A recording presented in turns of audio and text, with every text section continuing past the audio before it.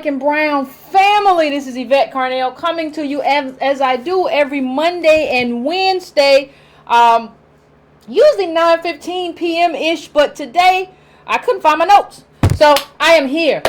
If you want to donate to what we're doing, go to donatebrown.com. If you want to donate, you can also go to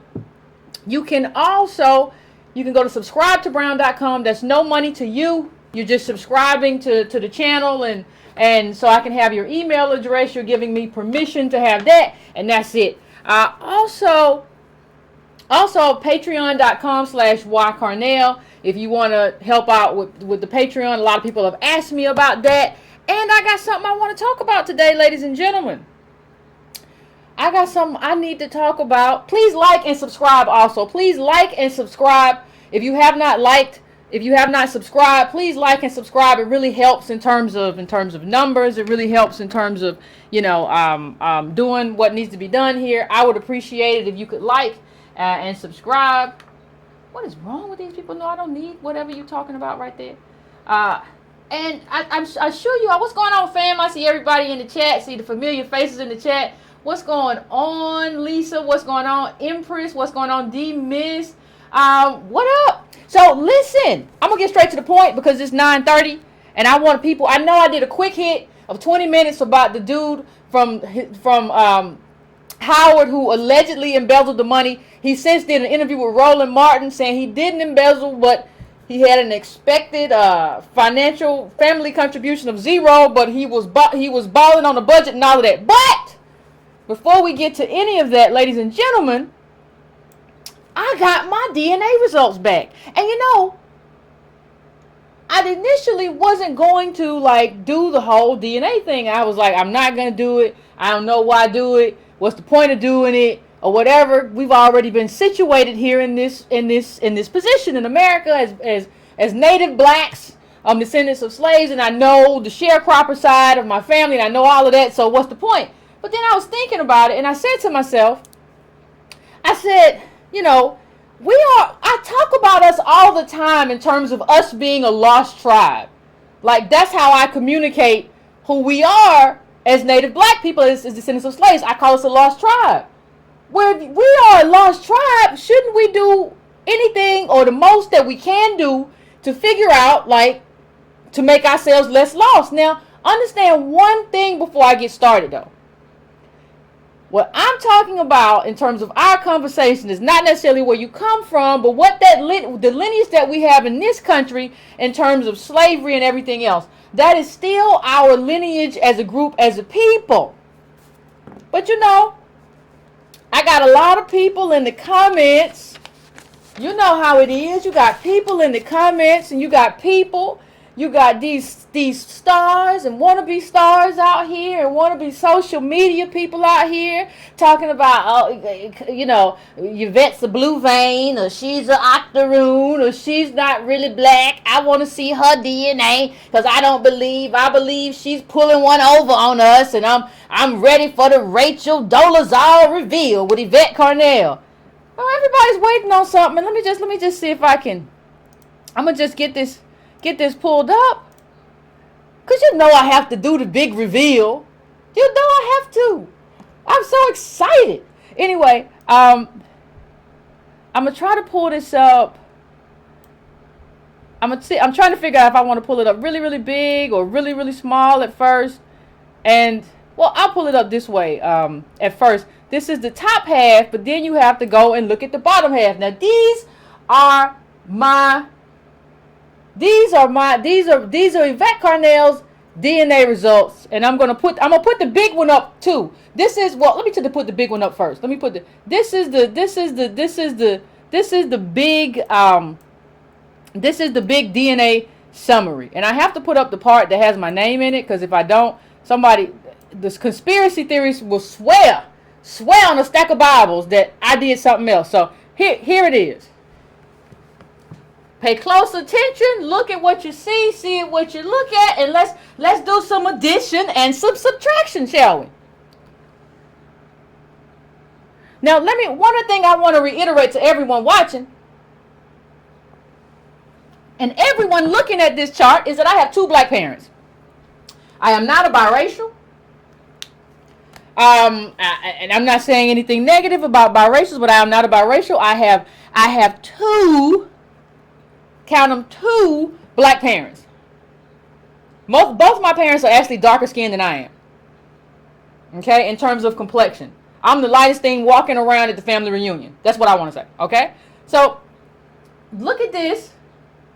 Look at this. And somebody said, which one did you use? I used Ancestry DNA. Okay, now let's do the math and let's pull up the second part of this, and we're gonna do a little bit of math.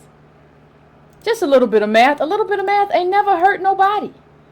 So we have to do that because we have to put all of this into context. Math is very important. If there's nothing I've done on this show to show you anything, one of the things that I want to show you is that math is important. So the first thing you see is Europe, Western Europe, 25%. Oh my goodness, I grabbed my pearls. I said, Jesus. Whew. I'm not saying what difference it's going to make, but woo, you finna show me 25% Western Europe and then 25% Eastern Europe. You finna make this breaking white and not breaking brown after, I know my lineage. I've seen the pictures. I know my people. What are we doing? So you see Western Europe, Europe West, 25%. Then you see Benin, Togo at 20%. Then you see Africa, Southeastern Bantu, which looks like a catch-all, at 13%. Then you see Ireland, Scotland, Wales at 9%. Then you see Nigeria at 8%, Senegal at 8%, Ivory Coast, Ghana at 6%, Cameroon at 6%. Okay? And that's the basis of it. Now, when you look at that, what you see is that I am 34, look, the 25 plus 25 plus 25 plus Ireland, the 9%. Yeah, 34%. I am 34% European, and everything else is black. Now, there's a bunch of different countries, bunch of different African countries that I have in there, but if you want to use the racial terms, I'm 34% European, and everything else is black. Ain't nothing else in there. Ain't no Asian. Ain't no Native American. It's just black. And so one of the things that I wanted to express in terms of what I'm trying to communicate is just like, can I say one thing? And I'm trying to type something in here and pull something else up. But can I just say one thing? And what I want to say is, and I want you to just kind of hear me. What I want to say is, melanin is not lineage. And you hear a lot of people in the comments that this DNA test just shut down who were under the belief because of what they believe about race and what they got wrong about race, who were believing, well, Yvette is not black because she doesn't have a whole lot of melanin. But what you see in this chart in terms of my ethnic, and let me put the for people who didn't see, let's put the big one up here. I'm gonna make it small, but let me just put the big one up here for a second. This is the regionality of like where I come from. This is my ethnicity. You see some Western Europe up there, and then you see all these African, like a hodgepodge of African countries down toward the bottom. So when you look at my ethnic makeup, you cannot call me, ladies and gentlemen. You do not get to call me because you're from the motherland or whatever. You do not get to call me some kind of blue vein or whatever you want to call me, because melanin is not race. Now, I don't think the question then becomes, what is race? Because all my life I've heard light, bright, almost white. Well, guess what? Light, bright, but 34% white or 34% European, right? So, like what we have, and let me let you understand the importance of this. The importance of this is that, let me just say this, in terms of African Americans. This is especially true for lighter skinned African Americans, but it's so much more true for all African Americans. What they will tell us is that, oh, y'all are just the children of cotton pickers or whatever. No, DNA has told us that's not how you do it.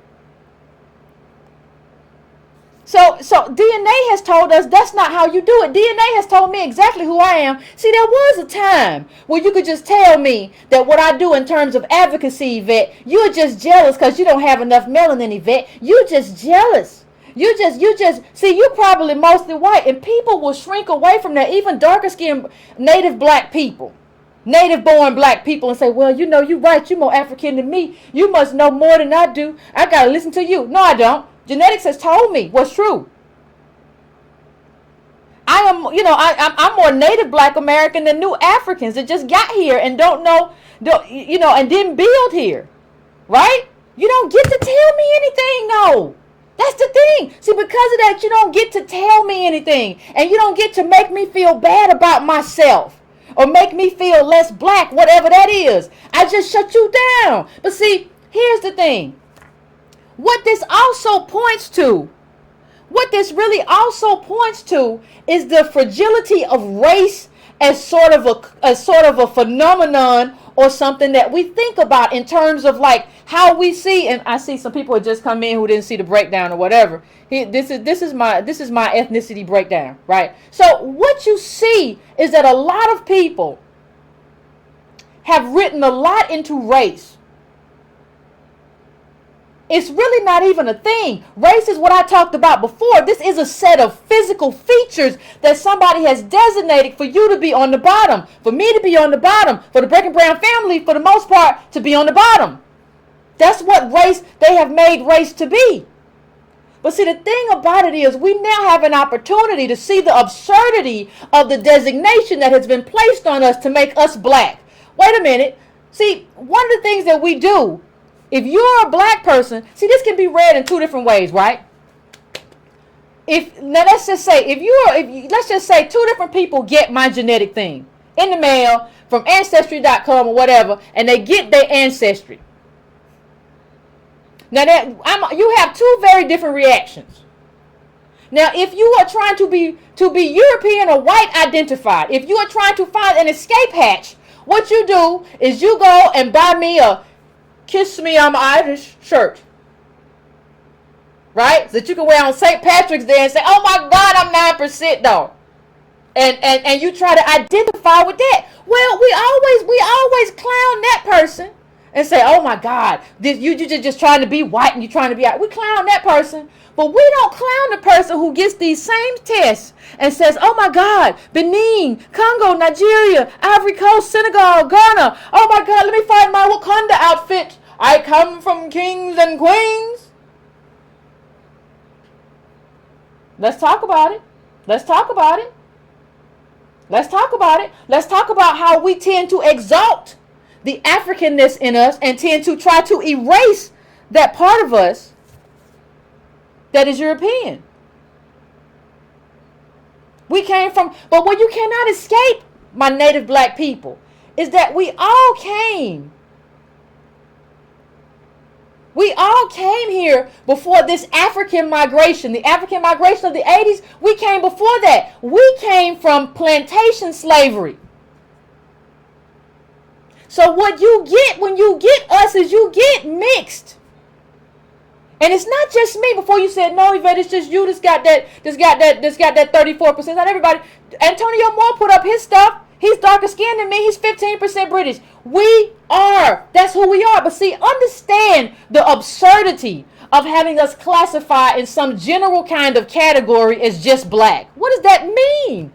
That's some type of physical designation. So hold on. I don't have necessarily the physical skin color in terms of I'm light skinned, but I don't have the physical. Somebody can go get a tan and be darker than me, a designated white person, but I'm black. Please understand the absurdity of what they have done to us, and they basically put us in a position to designate us as a failed group of people. Let me give you an example. So my stuff says. It says when you look at it, it says 9% Ireland or whatever, right? So let's say that, okay, you have that kind of designation and you want to date somebody Irish. If you are a person with this kind of designation, with all of this, and you're mostly African, from African countries, and 34% from European countries, what they will tell you is that if you date an Irish person, you're dating outside of your race. Hold on, though. If I date somebody from Ghana, I'm not dating outside of my race. But I'm only 6% Ghanaian and 9% Irish. But if I date somebody from Ghana that's inside my race, and if I date somebody from Ireland that's outside my race, it don't make no sense. What you're just saying is that, well, you would be dating somebody from Ghana who's from that general region, which means that not that country, but a general region. So a sense of regionality is what we talk about in terms of race now. That's what it means. That's what it means to be a certain race. Like, none of this makes sense. What we have here is a designation. Melanin is not race. I think this chart kind of proves it. It's not race. And there are people who are darker than me who can check their stuff and find out that they're more Middle Eastern and that they're more Indian. Right? And they can still have kinkier hair, not necessarily as kinky as mine, but kinkier hair and darker skin, but there's something else. There was a podcast a while ago about a man who had lived his whole life thinking that he grew up black, think he black or whatever, came from, and he did his DNA, not what he was. It's absurd. So what is race? So Yvette, if you're saying this race is absurd, then what is race? What does it mean?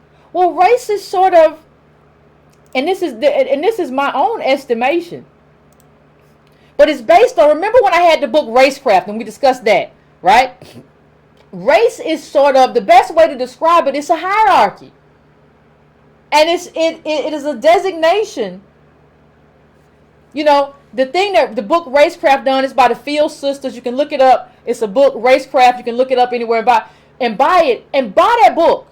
Because what Racecraft talks about for you is that race is a designation in terms of who is, it's not necessarily like, I shun to call it a social construct, but it is largely that, but it's not just that. It's a designation of who's going to fail, who is going to be a part of this wealth class and who is not. It's a figuring out of where we're going to put the failure.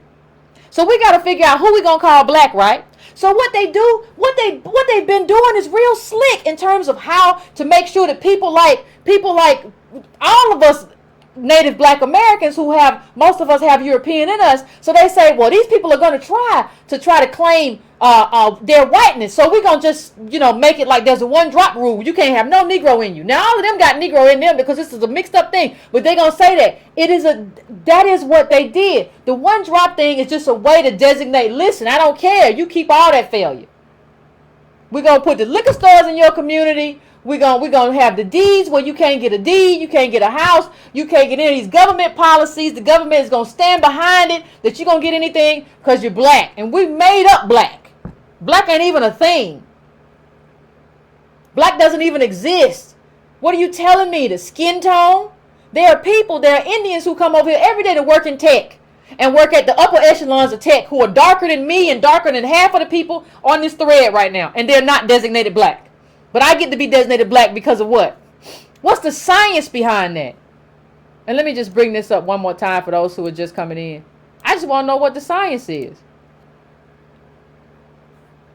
And I'm going to get to that because we've been having a whole discussion.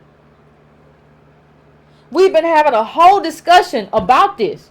So what you have to begin to understand in order to kind of sort this story out, what you have to begin to understand is that black is in this country and always has been a hardened class of failure. Black has been designated as a failure class. Now, when you look at what geneticists say in terms of how they come in and out of race and they talk about all the genes we have and the genes that evolved and the genes that didn't evolve, the main thing that I'm picking up is how much genetics fluctuates. So let me put something else up for you because this is something that we're going to have to talk about. We're going to have to talk. There's no way to talk about this without talking about genetics and without talking about what is genetics. So even I've made this joke, right? Like a friend of mine joked with me a while back and said, Yvette, there's nothing black about you except your high blood pressure. And I said, you Negro, who you think you're talking to? But we even think of like high blood pressure as like, well, it's just black and it's just tied to some kind of black gene. Well, here's something very interesting. The curious case of high blood pressure around the world. Now, what you find when you look at this is that it's not what, and I'm going to bring the chart up, it's not what you think you find in terms of how high blood pressure manifests itself around the world. It's just not. You look at Central and Eastern Europe, that's in the orange. You look at high income Western, that's in the, and this is from 2015, that's in the yellow. And you look at sub-Saharan Africa, that's in the blue. Now these are the countries with the highest, with the highest propensity to have high blood pressure. But there's something, when you go down in the article, there's something very interesting that goes even beyond this chart and makes you rethink what we think about high blood pressure. So I want you to listen to this. An estimated 226 million people in China were found to have high blood pressure, along with 200 million in India. The top 5 countries for high blood pressure among men were all in Central and Eastern Europe: Croatia, Latvia, Lithuania, Hungary, Slovenia. For women, the top 5 were all in Africa. Right? Niger, Chad, Mali, Burkina Faso, and Somalia. So now what's happened is they have kind of tied high blood pressure in some ways to poverty. Well, that's no surprise to those of us who are living in the U.S. as black people and native blacks, in terms of what we suffer under and what that creates a propensity for in terms of high blood pressure. We all tend to understand it because we live it. So what I'm telling you is, everything isn't what it seems. And high blood pressure, who has high blood pressure? Who doesn't have high blood pressure, which was normally thought of as a black disease. But what we're seeing is that there are other factors involved. Right? About 10 years ago, I heard that it was Germany that had one of the highest rates of high blood pressure. Right? Looks like that's shifted. So one of the things that we're seeing is the input of stress and poverty. And scientists really still don't understand the impact, the full impact of stress and poverty. And what they'll tell you, let me put this article up. This is an article that I read, one of the articles that I read in preparation for the show. And it was an interesting article, how genetics is changing our understanding of race.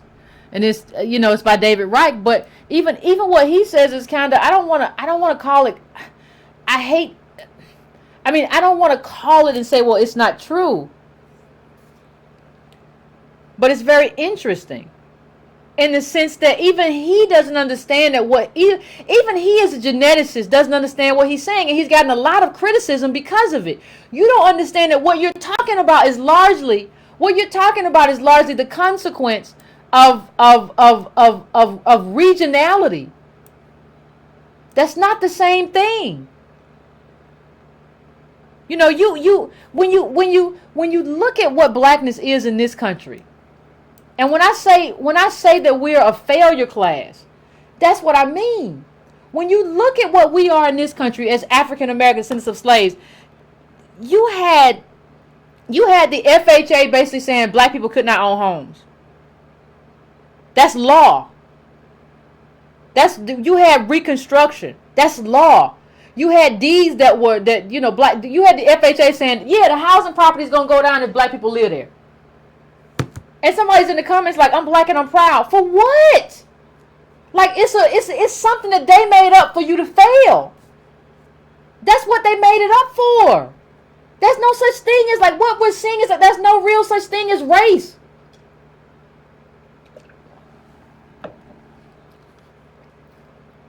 So you have this, right? And so you have this article. And I'm trying to bring it home, because you also had, before this article, how many of y'all remember Charles Murray, who tried to make it all about IQ? Who tried to say, well, black people's IQs are lower. Well, we found out that even though a lot of his statistics were not pseudoscience, what he was basically trying to, like, we don't even understand how regressive this stuff is, and we don't even understand what you figure out, because even in this thing he starts talking about, he goes into this whole thing, right, about how you've seen that, like, a lot of people have this cognitive thing where where they're more cognitive, where they go to school longer, and so we see a genetic interaction with people who, because they go to school longer, are somehow necessarily viewed as smarter. And you had that with Charles Murray. A lot of people are smarter because they have a higher IQ. And the only thing that really comes through for me is that we have a lot of geneticists who don't understand how to quantify or even qualify intelligence. Intelligence is not just somebody who goes to school long. We know the limitations of IQ. And so what you have is this whole conundrum that people are in terms of how they're trying to say that this is racial. And even when he wrote this, he said, well, there was a study in Iceland of Iceland, people in Iceland and their genetics changing within 100 years or evolving towards less cognitive genetics in that 100-year time frame. So my thing, if you're talking about that, then you're saying anybody can evolve. Well, hold on. He also said we know why some Europeans are taller than other Europeans.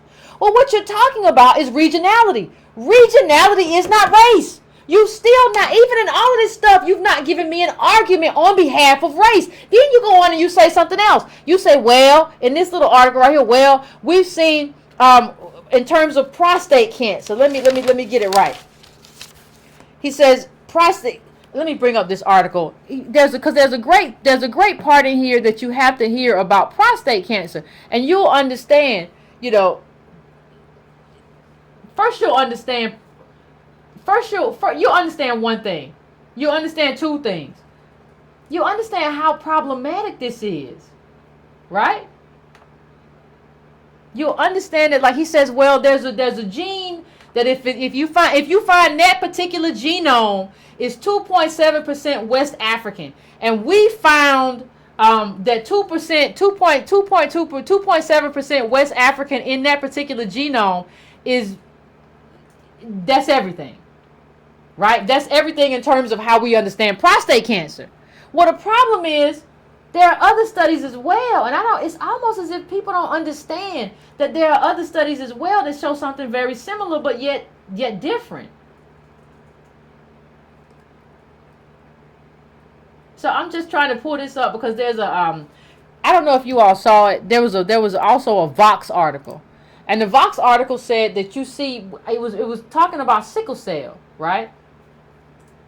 And it says that, like, sickle cell is a very interesting phenomenon, because one of the things that you begin to understand. Oh, I don't think it's the Vox article. It's this article. Let me put this article up so you can see it. I think it's this article. How not to talk about race and genetics. Pull that up, Brecken Brown family. How not to talk. Now, this was actually a BuzzFeed article, but the interesting thing is it was signed on to by a whole lot of scholars, like 70 or something like that. And again, what you find is a whole lot about regionality. No, it's yeah, how not to talk. What you find is a whole lot about regionality, right? So, what I wanna, hold on, I keep bringing up the New York Times article. That's not the one I want. Because I don't want to leave this Brecken Brown family because this is instructive. This is instructive. I would move on. It says, for example, sickle cell anemia. Let me move this. Let me make this smaller. It says, for example, sickle cell anemia is a meaningful biological trait. It's a meaningful biological trait. In the U.S., it is commonly and mistakenly identified as a black disease. In fact, while it does have a prevalence in populations,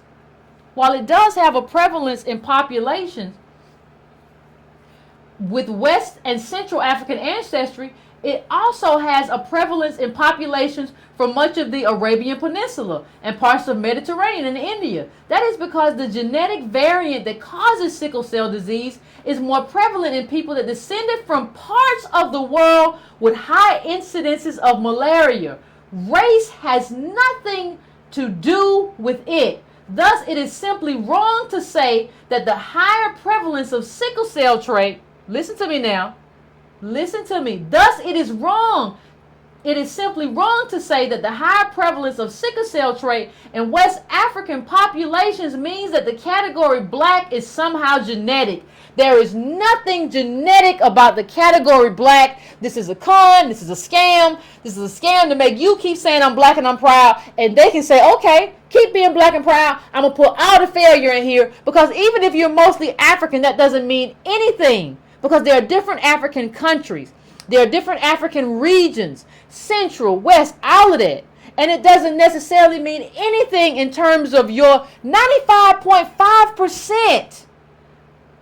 We're 95.5% the same. That doesn't mean that we don't have genetic variants that matter. We do. But what you find is that those are not racial. Those are largely regional in terms of whether you see it between certain Europeans or whether you see it between certain people in West Africa. Those are regional. Stop trying to make regional racial. Regional is not racial. That's not how it works.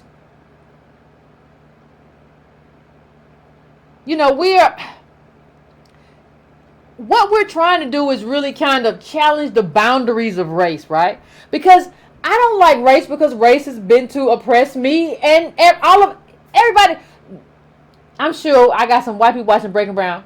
Peace out. But I'm saying, like, in terms of native black people, race is something that has been used to oppress us. And I'm trying to grow in a way that leads us away from oppression. I can't be afraid to have this conversation. There's no way for me to try to lead us out of this and not have this conversation.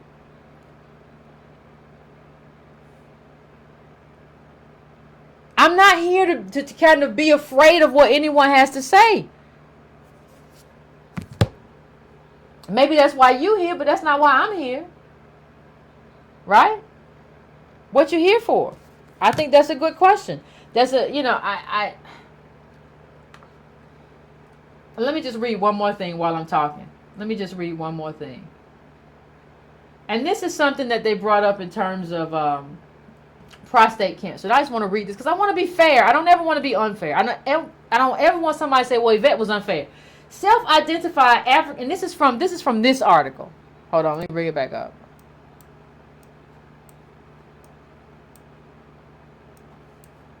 I'm gonna bring this article right back up for you. This is the Times article that I just brought up, and I'm gonna bring it right back up, just because I want everybody to have a sense of what I'm reading from, right?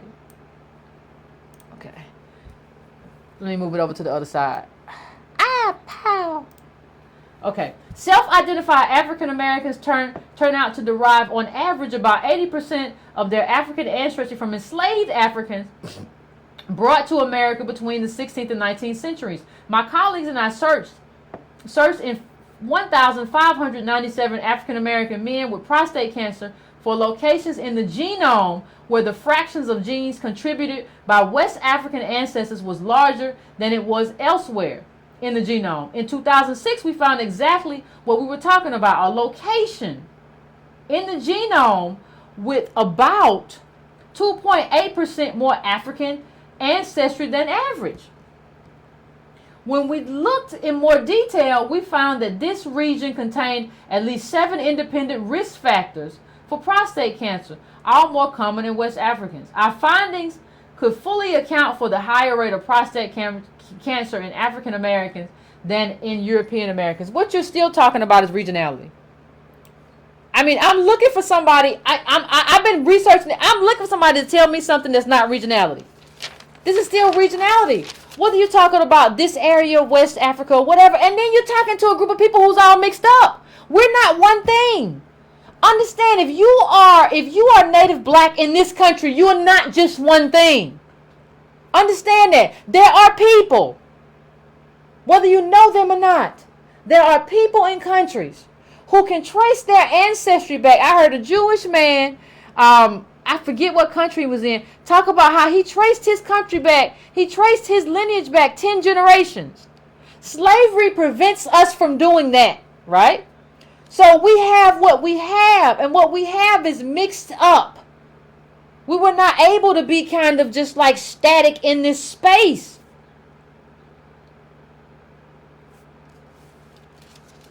We weren't. So even if you're talking about somebody who's just largely Nigerian and Ghanaian, or who's largely South African, you're not talking about us.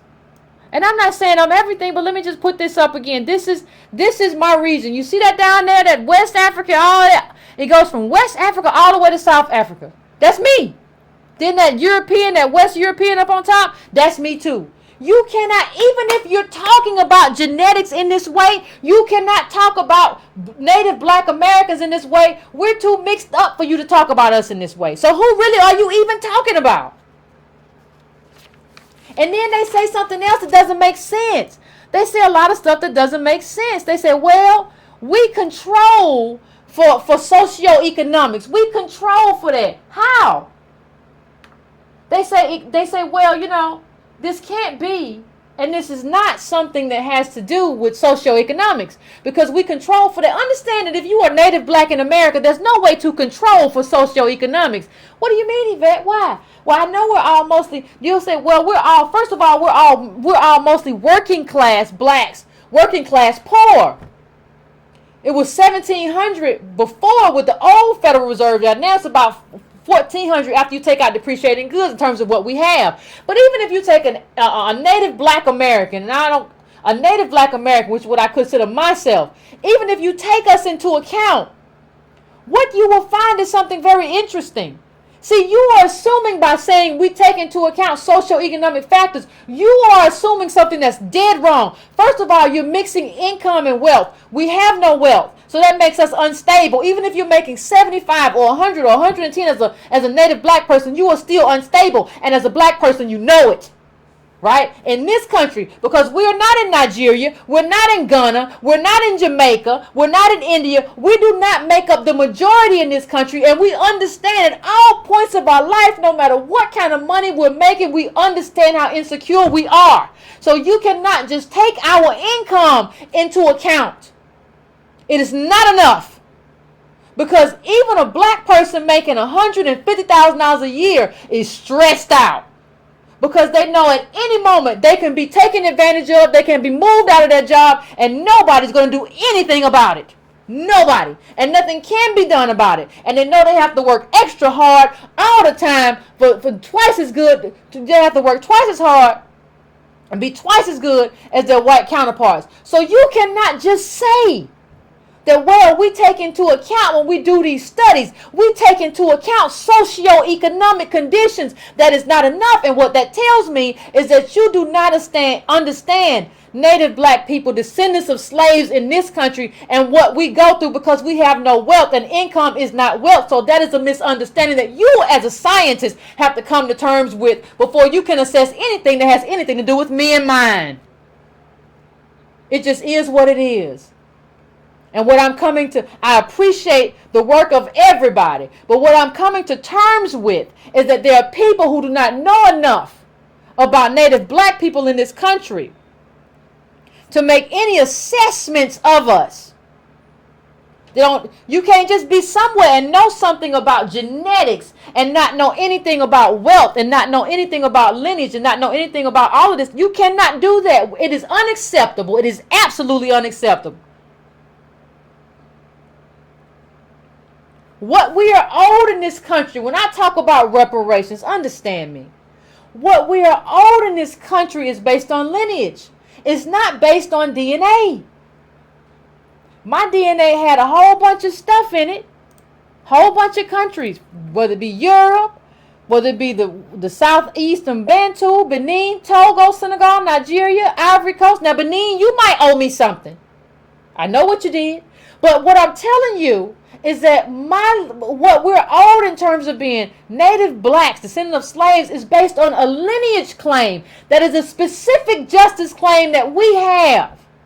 It's not based on some kind of fictional Wakanda. It's not based on my genetics. My genetics is not my lineage claim. But being a descendant of a slave that built the richest country in the world and then got systematically locked out for generations is what my claim is based on. So I'm not going to go put on the Wakanda outfit or none of that. That's not who I am. That's genetics. That's the genetics of what it came from. Of where I came from. I'm not going to put on no Irish stuff either. And I'm not going to go to West Europe and try to say, hello, I'm from this. Is this Belgium? Is this Germany? Or what? I'm not going to do any of that. But see, not doing one means not doing the other. What y'all want to do is erase all that European stuff and say I'm African. No. What do you do? Understand one thing. One of the things that y'all don't understand and that we don't understand. See, this race thing has been a con on a lot of levels. And let me get down to it. I didn't want to get nasty, but I'll do it. This race thing has been a con on a lot of levels because it not only put us on the bottom, it didn't allow us to see a lot of people who helped put us on the bottom. So when I put up the article a few weeks ago about Benin and how they sold slaves, and then they came back and said, well, we Pan-Africanists now. Is we good? Is we all good? Are we going to talk about Nigerians who sold slaves? And see, when you look at, let me tell you something. And we're going to have a show on this of tracking the GDP of countries. And the GDP of countries that sold slaves having more money than other countries. So shouldn't some of that money come to me too? Shouldn't I be asking for reparations from countries that sold slaves as well as these white people who used slaves and built the richest country in the world? I'm not saying I shouldn't get more from the country that I'm in and I'm a citizen from. But if you want me to make a connection with these countries I'm from, I got to make more than just a familial connection, because some of y'all sold my people and some of y'all made money from that. So I need that check too. I need two checks. I need America, United States of America check, and I need a Benin check. Right? But you don't want to talk about that. You just want to put on the Wakanda outfit. That's why I assess myself as native black. I'm not doing that. I'm not doing the come from kings from queens stuff. And I'm not putting on the I'm Irish kiss me shirt either. I have a distinct and specific space that I occupy as a native black descendant of slave. That's who I am. This is the space that I occupy. And I have a specific justice claim. And you're not going to get me to want to be Irish. And you're not going to get me to want to be none of this other stuff. Everything changed when I got brought here as a slave and what I built. This is who I am. My lineage in this country is who I am. So really and truthfully, who is my oppressor? I think I got a few oppressors. There are people who brought me here and subjugated me in this country for hundreds of years. But you people who sold me here, y'all oppressors too. Where's my check? And if you don't want to give me a check, why aren't you giving me dual citizenship in your country? Why aren't you saying I have some type of status in your country?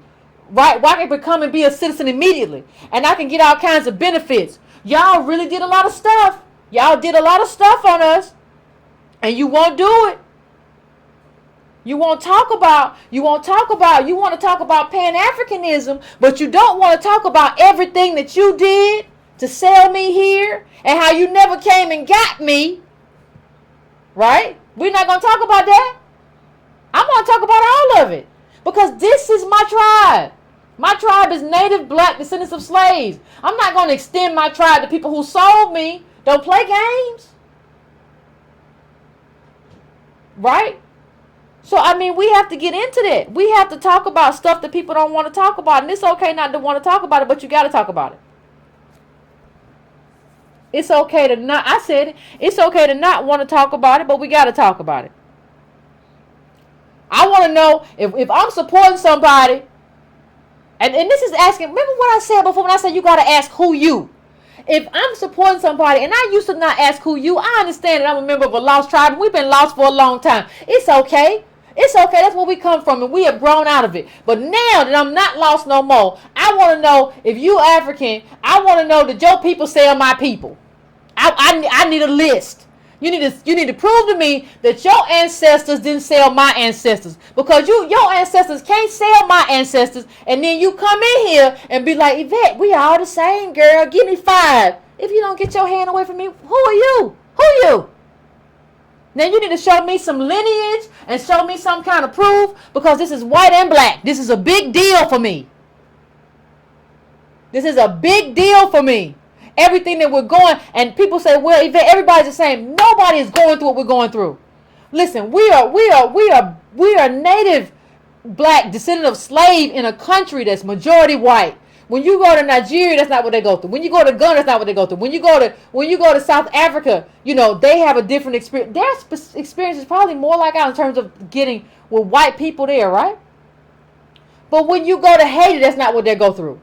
We have a very unique experience as a descendant of slave minority in the richest country in the world. We have a very specific experience. And we have a specific claim against anybody. And if you want to see America be a different country, you should support us regardless. People say, well, America did this and America did that. Yeah, America's going to do whatever America's going to do. If you want to see something different, you need to empower people who talk like this. I'm not talking about talk no BS or talk no neoliberalism or talk no conservatism. I'm talking about people who understand our lineage, what it means, our responsibility. You have to empower this group. It just is what it is. I want you to show me who you sold. I want you to show me that your people didn't sell slaves. I got a whole lot to say. I got a whole lot of problems. I got 99 problems. Lineage ain't one. So, I mean, when you ask me, well, Yvette, what do we need to do? First of all, with this race stuff, let me tell you something. This race stuff is interesting because one of the things that happens with us is that we don't know. We don't know. Like, I can look at my genetics and see what it says, but I don't know none of the people there. I don't have no anchor and connection there. I can't go to Ghana and be like, hey, what's up, my peoples? They're gonna be looking at me like, what are you doing here? You gringo white face one, what are you doing here? I don't have that. So one of the things that has to happen is that we have to start. See, everybody else sees themselves as a tribe. It's only us who are like, well, we just gotta, hey, ho, hey, ha, ho. Everybody else sees themselves, and a lot of these people know their connection to slavery. They just don't want to tell us. They want to come here and be aligned with people who are on the bottom and be like, I'm just like you. No, you're not. No, you're not. I want to see your stuff. I want to see your paperwork. I want to see what you did, who you sold, what your parents do. I need to see some accounts, all of that stuff. So I think that's what has to happen. See, we have to start making this about lineage, and we have to start erasing this whole race thing. Because what happens is, the thing is, they keep trying to justify race. But when I looked into this stuff, what you really need to do, as far as I'm concerned, is just erase race and try to start over and then justify it. And then what you'll see is there's no justification for it. There's a justification for regionality. There's a justification for shared populations sometimes having shared genetic predispositions or variations. Yeah, variances they call. There's a case for that, and it's highly debated. But there's no justification that I have seen for race. You know, I've said this before, but I went to Liberia. I visited Liberia. And nobody there, even though Liberians were African Americans who went to Liberia, nobody saw me as a Liberian. And nobody had Wakanda outfits on. Everybody was like, yeah, I love your Nikes. And they talk real fast and you have a hard time understanding them because I'm not Liberian. Not because of anything wrong with how they talk, because I'm American. So I have a hard time, they have a hard time understanding me. But when nobody talking about the stuff that people in America, native black people in America are talking about. There were no discussions of why they just loved America. And you trying to get out of America. No, get what you're owed in America. America is the richest country in the world and built that off of free labor and then shut us out from all of the spoils. That's what we should get. You want to go back where? And the thing is, before I go over to the phones, understand one thing. Race has always been arbitrary BS. If you go to South Africa, they had colored and black and all this other stuff. If you came here, it was one drop and black and you look black and all this other stuff. It's always been somebody's arbitrary hodgepodge for deciding where to put the failure. That's not good enough. That's BS. That's BS science. Race is not a thing. It's a thing that they invented to kind of like put us in a place. That people invented to subjugate us and to make us fail. Now, I understand why they did it because, just do your demon thing. But I don't understand why any of us would support that kind of construct. It doesn't make any sense to me. Now, me and my people got the same lineage. So I'm going to have my tribe regardless of race. But white in this country ain't nothing but normal. Stop thinking of it as a race. It ain't nothing. They have decided that's why the Greeks and those, the swarthy looking Greeks and Italians were always considered something other than white until they made themselves white.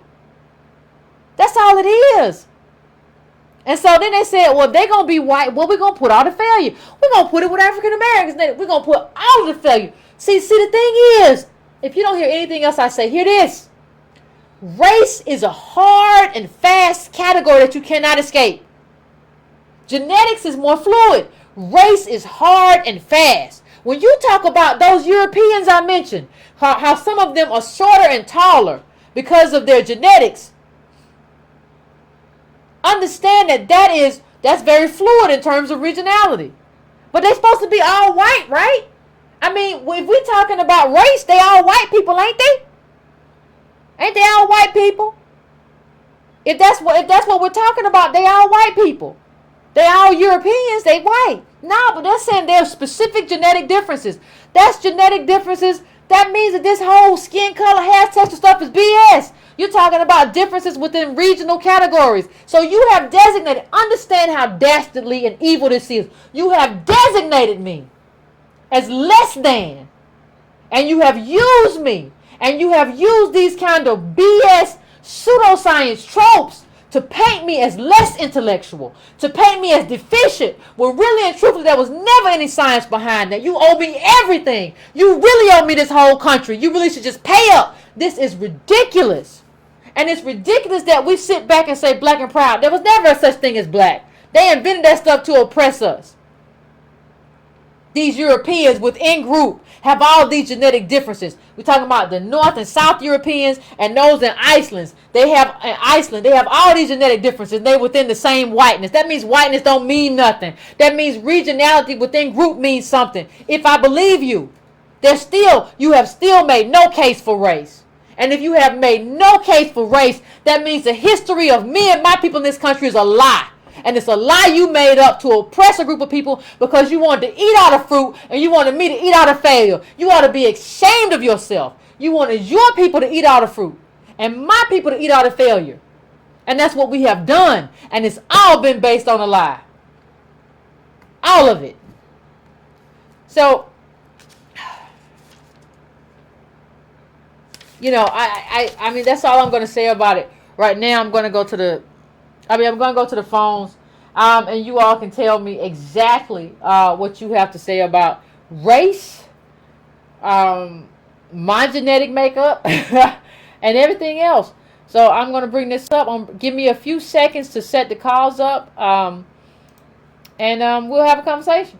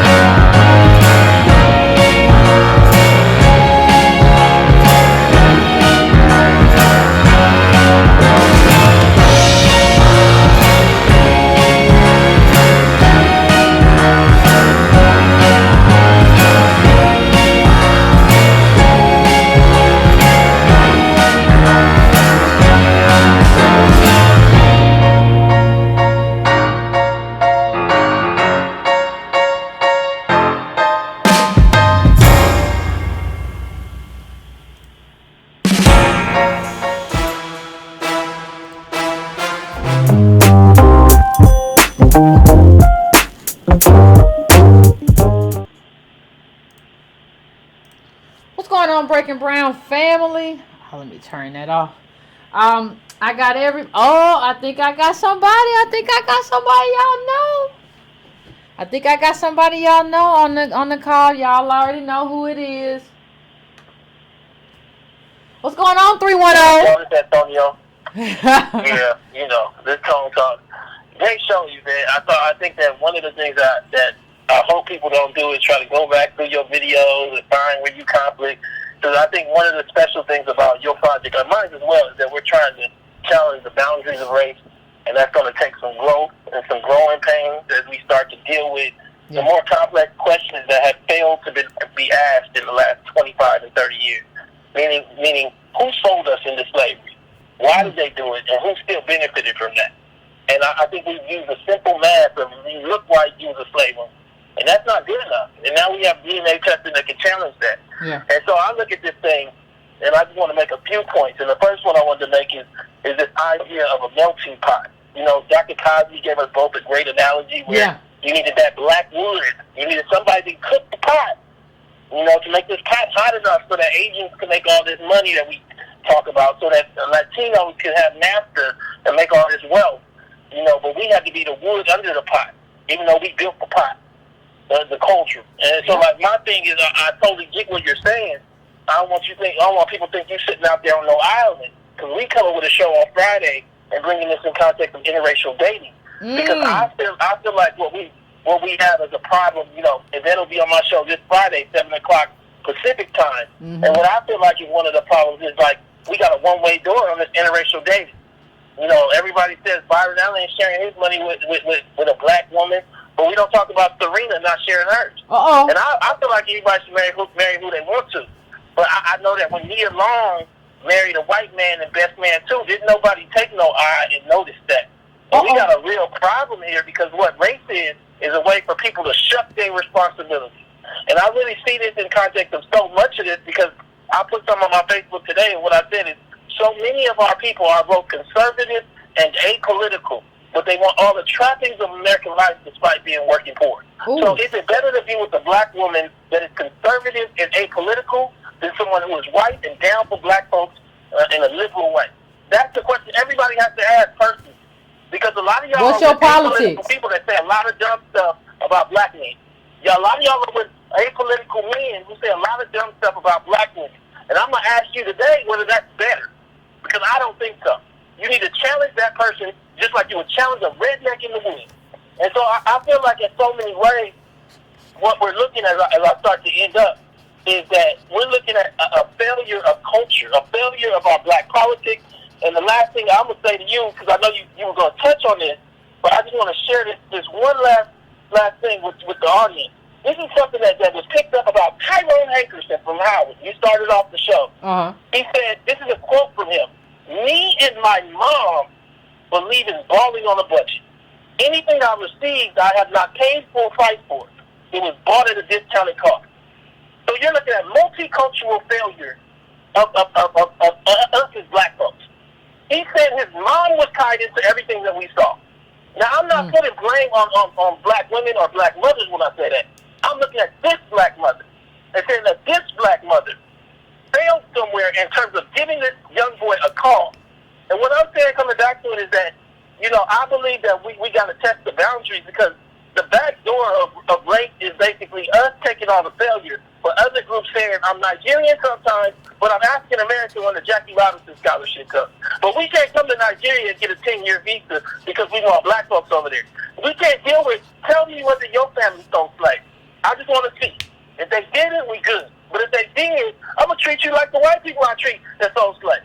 And I think in so many ways, we have not challenged that. And now, as I end, we have the DNA testing to start that process. And we owe it to ourselves, and we owe it to our ancestors to do just that. Appreciate it, Tom. Let me just say something. I'm watching,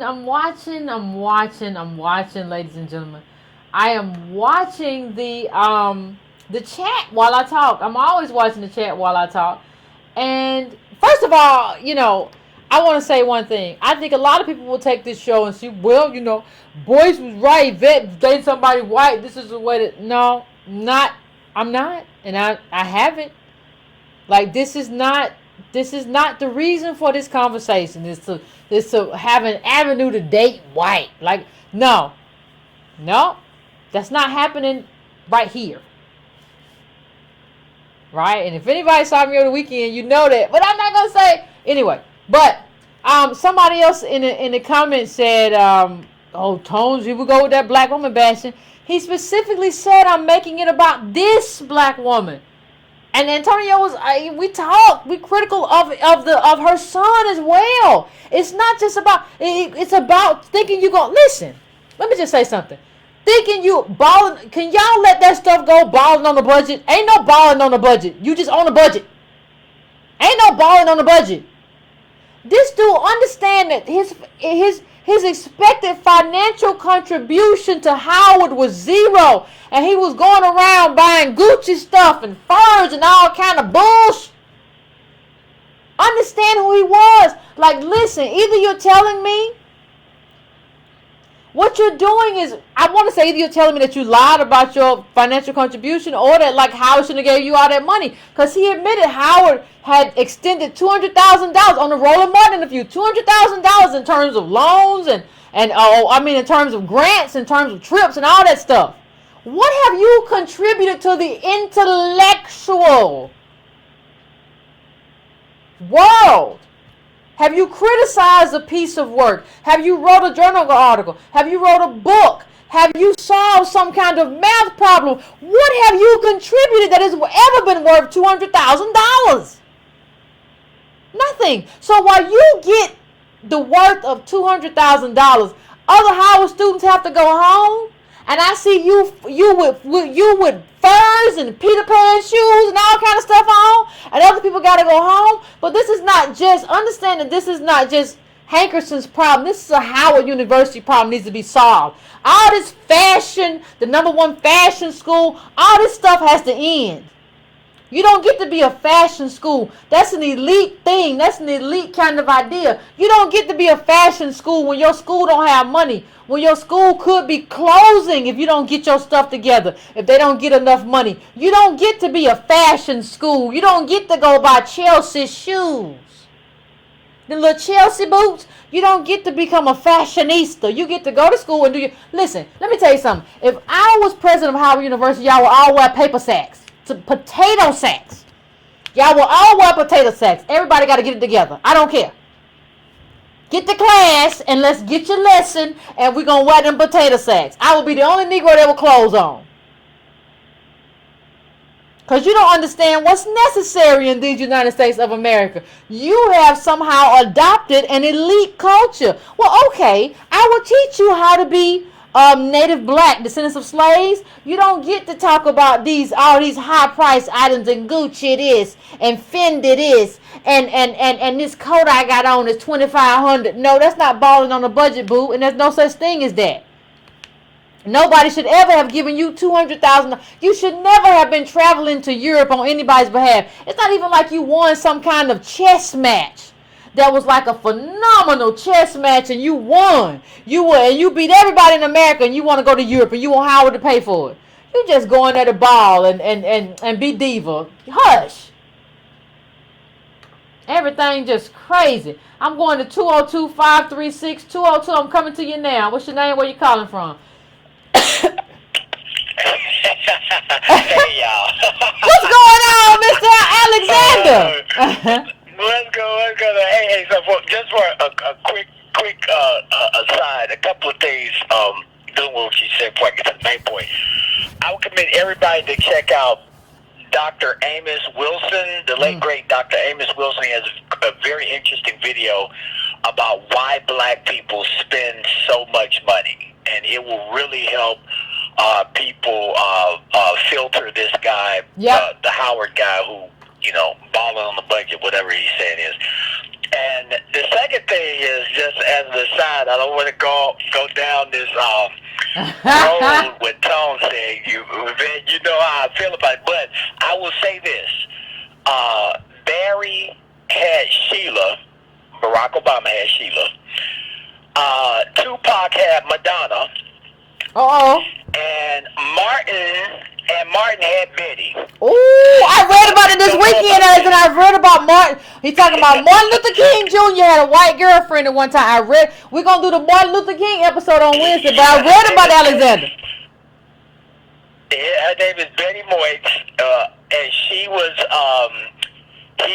on the path to marrying her, and a lot of his classmates at Crozier said, you can't do this because it will destroy your future in the black community. It will make what you're trying to do that much harder. And so Martin, he tells the story in a 64 interview, and he concluded that he finally had to tell Miss Betty Moyes, that my plans for the future did not include marriage to a white woman. So that's just for anybody who want to look that up, you can go look that up. But let's get down with the get down, shall we? Shall we? All right. So, first of all, Yvette, you're right. Everything you're saying about this race and lineage, all this stuff, you're right. But the question I have for you is, what's the good of being right in a world so wrong? Oh. What's the good of being right in a world so long? Race is an illusion. Racism is real, but race is the illusion no sane person can afford to ignore. So even if I choose to, I say, okay, if I take advantage, I no longer buying the race, we are descendants of slaves. Well, what do I do with the census form? What do I do with the census form? You know what I think we need? You know what I think we need? I think we need a native black DOS category. Native black descendants of slaves. I am perfectly fine. Right, and that's a category that we should be fighting for. Yep. But here's the thing. Yvette Carnell is asking for a change to the vernacular of the conversation. She wants a change to the actual terms in the dictionary. The problem is, Yvette, we don't make dictionaries. Ooh. We don't make dictionaries. We don't own the companies that make them. We don't own the dissemination, the media channels of information that characterize what words mean and how they are articulated. No, you're right. So what do? We can't do like Jewish people and pass as white and change our names from Steinberg to Smith. No. We can't do that. And so it becomes a very difficult challenge. I mean, yes, Pan-Africanism was the quid pro quo, the wink and the nod between the slave seller and the slave buyer. The African nations had to have a way to explain to black people worldwide how they could have actually been involved in the slave in the exchange and sale of people, of their own people who look like them. So yes, it was the quid pro quo. It was the wink and the nod. But knowing that, what do you do?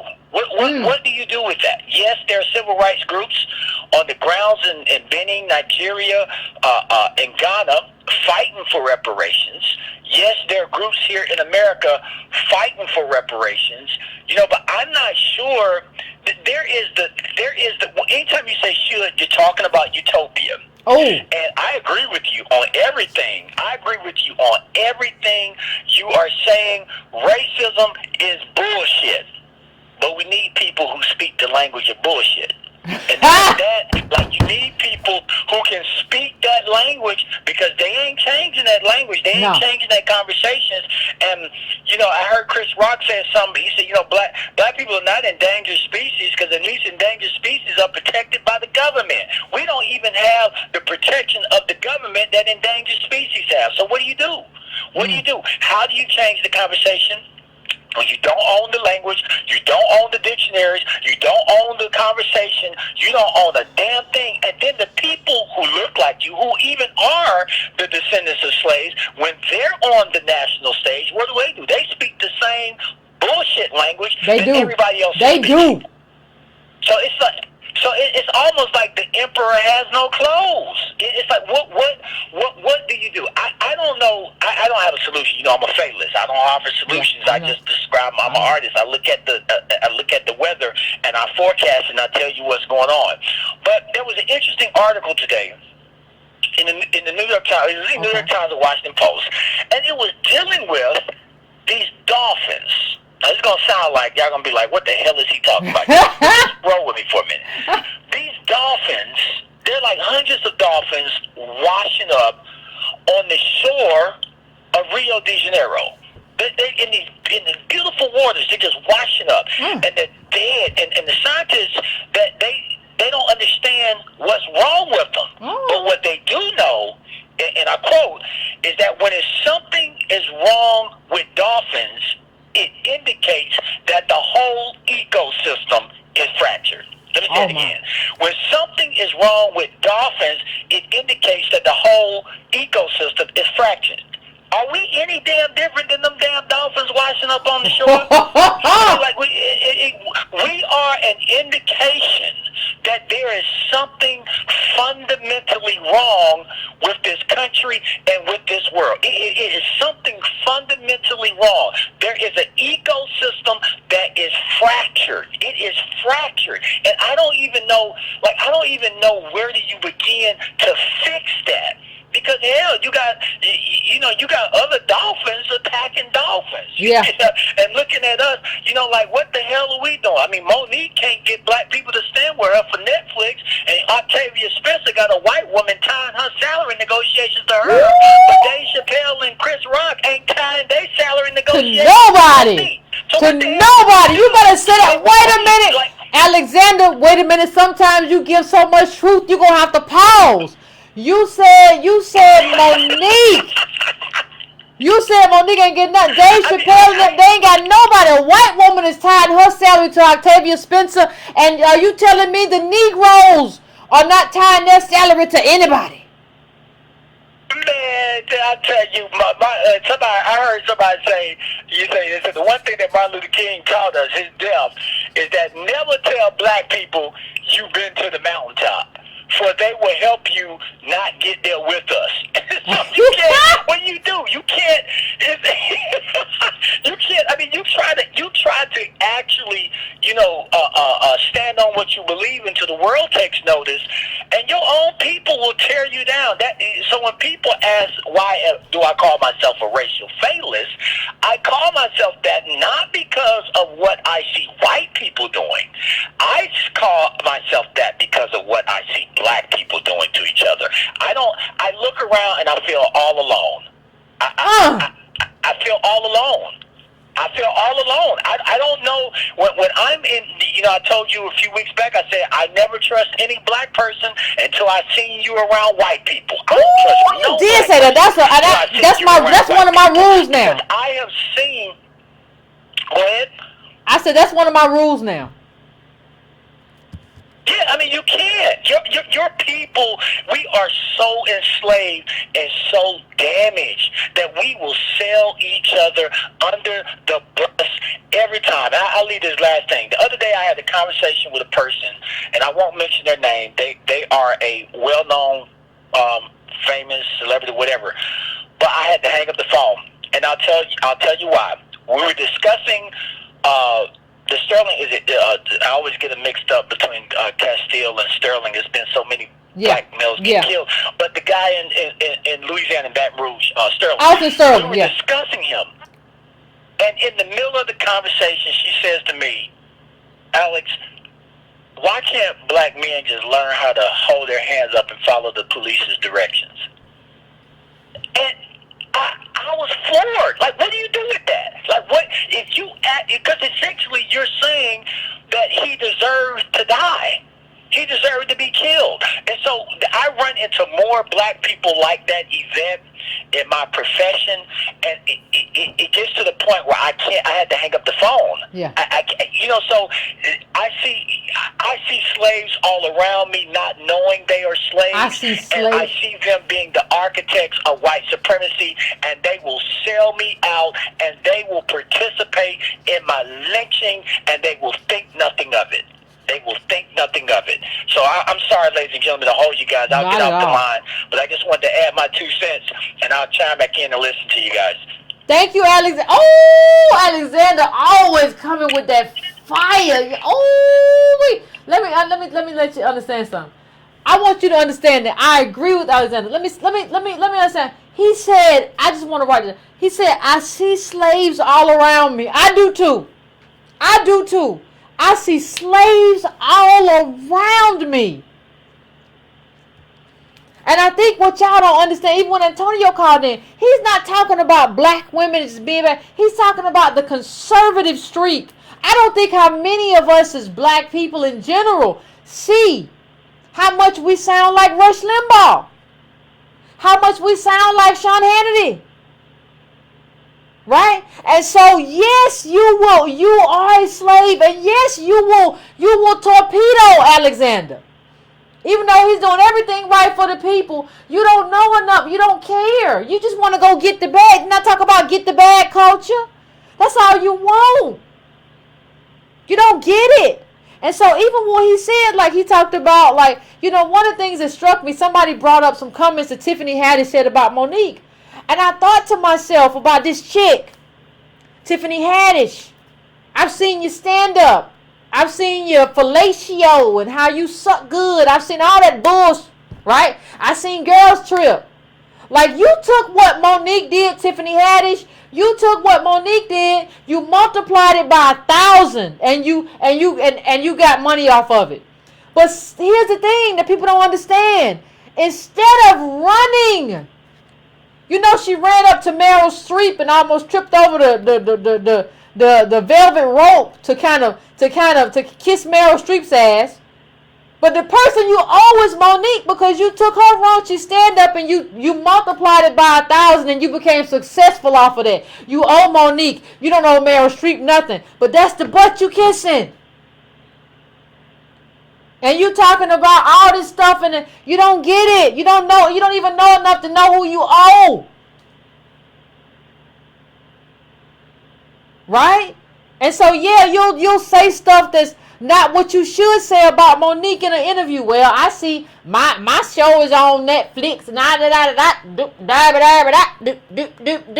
and you don't even understand that, like, you owe her everything. And then Monique gets in trouble with people saying, well, Precious was stereotypical. Have you seen Girls Trip where she's drinking Hennessy before you even get to the other stuff? Hennessy before the plane takes off. Okay, everybody gonna have some Henny, you know. But that's not stereo. That's not. Come on, people. We got to understand the game that's being played. This is the game. And what Alexander understands better than anybody is this is the game. This is the game that's being played. I knew that Tiffany Haddish was going to come on and say that or say something against Monique. She got to.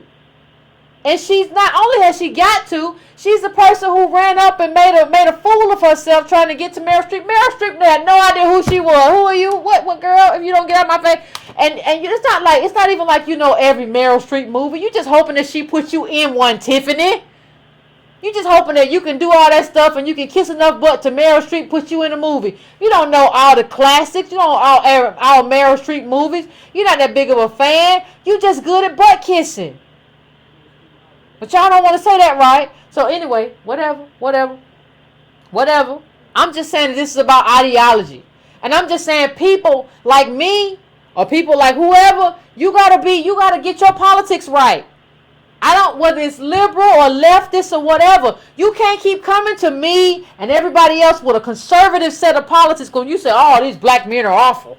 All right, why the hell you just, what Alexander said, you can't just keep saying that and not understand that your hatred of black people, your hatred of black men, that's conservative. You got to understand before you walk into my tribe that that's a conservative set of politics. I love all descendants of slaves, native black. I'm not blaming them. None of us. I don't blame black women for these evictions. Like, remember the show I did on the Uber driver? And I was like, she has a right to be able to have... A lot of people were like, well, she shouldn't have had no baby. She has a right as a descendant of slaves to be able to have a baby in this country. And I don't judge her for that. And I'm not going to judge black men. I don't judge this black woman like that. I don't judge this black man like that. I understand who we are and what we have a right to. That is... my politics. Y'all are coming in here with this conservative politics. It ain't gonna work with me. I'm sorry. I don't do this right wing politics disguised as blackness. Not gonna happen with me. 678, I'm coming to you now. 678, what's your name and where you calling from? Nope. Yvette Cornell. What's going on, brother? What's up? What's on your mind? Oh man, Decatur. Man, your shows have been on. Decatur, bro, you right. Wait, the city of my home, Decatur. Oh, how you doing? Yeah, you don't remember I ran into you in the grocery store. I do remember. Did I run into you today? Yes. You don't know. It was a little while ago. Oh, okay. I ran into another brother today. Okay, I got you. I remember, in the produce section. Yeah, I remember. Yeah, that was good. Just a quick comment and actually a question for you. So my comment, real basic. I'm so glad that you're talking on this subject because our people have to get to the understanding of really who they are, and I think that's one of the fundamental problems. We don't really know who we are. We've been told so many times of what we are. We're this, we're that. We don't really know the true essence of who we are, and that's really what causes a lot of our problems. If we really knew who we are, when it comes to politics, when it comes to economics, when it comes to all these social issues, we would instinctively know what to do. But because we've been confused, we've been taught wrong. I mean, just, plain and simple. We've got all these different ideologies coming from all these different places. And once we get to the fundamental understanding, even with your DNA, I mean, that's great. It can tell you, who you're connected to, across the globe, but it can't fundamentally tell you who you are as an individual person, not even as an ethnicity. But I'm so glad that you're talking about this whole concept of race and black and so forth, because the whole race game is just such a con, and we bought into it, and we don't understand how structural and all the legalities that go along with it. It was cool to say I'm black and I'm proud in the 60s because they were denigrating you, but legally and lawfully and all the other things that were associated with, you might as black is associated with criminality and slavery. Yeah. You understand? So we have to kind of transcend that conversation. And to the brother's point who came before, he was talking about, well, how do we change it? We don't own the dictionaries and so forth. Language is fluid. Language changes over time. The word black itself had nothing to do with people from Africa. Black was from Scottish language. You can go back to the 16th century with that. That actually means to be pale, means to lighten. It's a Scottish word. Comes from bleak and bleach and blanc.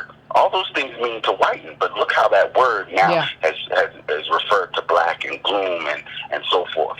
So we can change it. Jesse Jackson was the one who coined the term African American, and look how we use that. And no people that I know is from two continents. Can't be from two continents. You could be Irish American. You be an Italian American. You have to belong to a nation, a tribe. So I'm glad that actually the conversation that people are really starting to begin to talk about is really starting to get back to tribal. Let's get back to a nationality and a nationalistic perspective. When Garvey came and did it, he was successful. When Noble Drew Ali talked about it, he was successful. He actually got in Chicago got a member of Congress put in place. When Elijah Muhammad talked about it, those leaders were bringing those issues to bear, and a lot of times we get turned away from them to go for the okie doke, to go for the dollar. But how are you going to go for a dollar that's controlled by your enemy? Your enemy controls the dollar. He prints it like it's nothing. Yeah. So we have to really get back to basic principles of nationhood, nationality, who we are as a group, as a collective, organization. Like you say, if you say, descendants of slaves, okay, what does that mean? We have a shared lineage, a shared, culture, and a shared justice claim. That's important. We have a shared justice claim. And that's exactly, and that's the point I want to get to. That justice claim. Understand, when the Japanese were interned in this country, it took them a while to get that reparation, but they were tied to a nation. Yeah, and we don't have it. Look at my stuff. Nations all over. Those Russian Jews. Yep. Those German and Russian Jews who even Obama was able to send them a few dollars. You understand? They were tied to a nation. You have to be tied to some form of a nation, even to the point where if you call yourself that, just do that. call yourself a nation and rock with that. There's where your justice claim is gonna come about and be established. That's where you're going to be able to begin to have your own customs and and be able to manage, because race, this whole thing with black and white is really about birthright theft. A lack of inheritance. Preventing you from being able to pass down generational wealth. Like you made a comment about us not getting certain things like homes and lands and grants when we needed to get it. Right? There's a part of our justice claim. And no other group can take that. No other group. Folks can come over and be like, hey, brother, I'm down with you. No, that's for us specifically. And a lot of our real leaders who loved us gave us that. But now, to my question for you, and just as you don't have to have really an answer for it, just throwing it out there, really. What are some of the ways you think that we, as a collective group, well, not so much as a collective group, it doesn't take all of us to get together, but what do you think some of the things that we can do to really start to demonstrate, collective politics, economics? We really have to start to really put these things in practice. I agree. Whether it be, think tanks, but there has to be some mechanism where we just don't, we get our education, we get the decisions, and then we start coming up with the policies, and then we start practicing those things. Thank you, Paulo. I'm trying to get to. No problem. I'm going to answer you on the other side of the call. But I wanted to say something. Like, when he said nations, the one thing I thought about was, if you are a country that has engaged, or you're one of the countries that we find in our DNA, if you're one of the top 10 countries that Native black people find in their DNA, you should be helping us get reparations. You cannot tell me you're an ally when you come to this country if your country is not helping us or not advocating for the reparations of Native black descendants of slaves, because that would benefit you. Right? You cannot tell me that you are my ally. You have to listen. One of the things that he just said, like, what do we do in terms of policy? The one thing that we have to understand is that truth is in action. Truth is not in words. We, as Native black descendants of slaves, we love to hear people talk nice about us and say how wonderful we are and how good we cook and how good we dance. I don't care about that. I don't care about all this culture stuff. Where's my wealth? And the one thing that we can start to do is be focused on what is more important. What is most important is our material benefit. What do you mean, Yvette, by our material benefit? What do we have in terms of wealth? What do we have in terms of water? What do we have in terms of food? What do we have in terms of clothing? And see, what he said was our collective politics. And part of the problem is that we're not selfish enough. People are like, well, America's too tribal. America should be like, we've never been tribal. We always accept anybody who walks in the door. We have to start being tribal and say, listen, these are my top 10 black agenda items. As a community, honestly, we should start having you remember when Tavis Smiley, I'm not saying it was perfect because it was sponsored by Wells Fargo and all kinds of people with subprime and McDonald's, which clogs your arteries real good. But what I'm saying is that we have to start having some kind of meat where we decide what are the priorities for Native black descendants of slaves. And we enter in any kind of political conversation with those things as our priority. So if we're talking to Luis Gutierrez, who retires soon, okay, listen, DACA's not going to be our first thing, bro. Because we got people with lead water, we got mass incarceration, we got income inequality, we got all this other stuff going on. So that's not our first thing. So we can talk about how we can work together, but understand that your first thing ain't my first thing. And my priorities are my priorities. Just like you said, the immigrants and undocumented people are your priorities. Well, I got my priorities too. You want to have a conversation? I'm not just going to do what you want me to do because you're head up in the Democratic Party or because you get much attention. I have priorities of my own. We've been too selfless as a people and not nearly selfish enough. Because when you consider what we contributed, when you consider what we've been through, specifically, no other group has gone through more than what we have. And we have laid the foundation for other groups that they've climbed up on. So what really should be happening is other groups should be following our lead instead of dictating and taking all the air out of the room. I have seen over a year of talk about DACA, over a year of talk about undocumented immigrants. You all should be ashamed. You have taken all of the air out of the room. We've gotten all these stories about wonderful immigrants from all parts of the world. I have never seen those kinds of stories about black people who were incarcerated, especially black men who make up the large proportion. We have never spent our time talking about, well, what a wonderful father he was before he got arrested, or what a wonderful person he was, or how he got caught up in this trap, or whatever. We have not had all these stories that humanize black people, especially black men, the most incarcerated. But we have all these humanizing stories about immigrants. You ought to be ashamed, and I think a lot of you know what you're doing. You have not called up on media to say we want some more humanizing stories about native black descendants of slaves because of what they've been through. You call us your allies, but I don't see a lot of examples of allyship in terms of how you behave and how you are still sucking all of the air out of the room about immigrants and DACA and all this other stuff when we are still going through hell in terms of lead water, in terms of incarceration, in terms of poverty. I don't see any of you stepping away from that spotlight. You love it, but I don't want you to have it because you don't deserve it, and my people do not benefit if you are always in the spotlight. You should bow and say, listen, we got everything from you all. We got everything from y'all. We rose up to where we are to even have a voice because of you. So here is the microphone. Please, immigrants, hand me the microphone. I'm going to go to area code 832. 832, what's your name and where you calling from? Hey, Yvette. What's going on? What's on your mind? Oh, I'm doing all right. Well, my name is Kel Carter from Columbia, from Hopkins, South Carolina, and I have 2 quick points to make. Sure.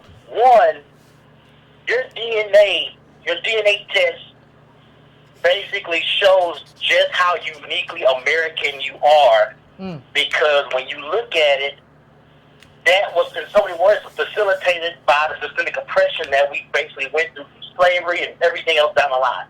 That's the first point. The second point is going to that, when you said before about working twice as hard. I can't stand people, especially conservative black folks, tell especially me, a young black man that's doing everything I can to do it. And the thing is, we have to get to the point where we critique why we have to work twice as hard, because like when I was in school, Becky and Chad didn't have to work twice as hard, and they got 3 times as much.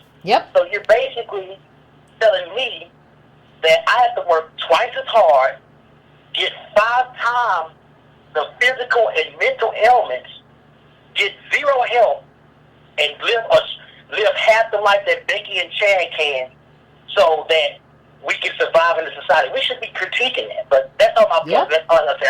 I'll talk to you. No, you're right, bro. I appreciate you calling in. And I saw something in the comments earlier. You're right. Like, we should be critiquing what that means. But let me just say something I saw in the comments. Can you people who say we're Moors go take your DNA?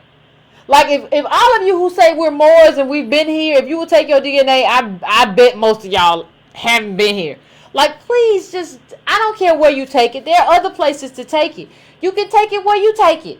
Understand that wherever they have the biggest sample, that's probably going to help with your accuracy. But please do not come here talking about you are Moor and all this stuff. You haven't done any kind of DNA testing. You just talking. Like, understand how stupid it is for you to just come here and be talking when you haven't done any of the research to find out who your people are from. You just read some stuff. Go find out your own genetics if you want to know where you're from. It's not good enough to just be like, well, Yvette, stop being, what is it with us and conspiracy theories? Oh, we just don't want to research. We just don't want to do nothing. We just want to kind of like go with, like, what makes us feel good. That's a problem. That's a real big problem. I'm going to area code 815 now. 815, what's your name and where you calling from? Hey, Yvette, my name is Ted Curry, and I'm calling from DeKalb, Illinois. What's going I on? just want to touch on, I want to touch on this race conversation, but I want to start off with one of my favorite quotes to talk about this thing called race. And it's from Luckman and Berger's The Social Construction of Reality. And they start off by saying, what is real to the Tibetan monk may not be real to the American businessman. The knowledge of the criminal differs from the knowledge of the criminologist.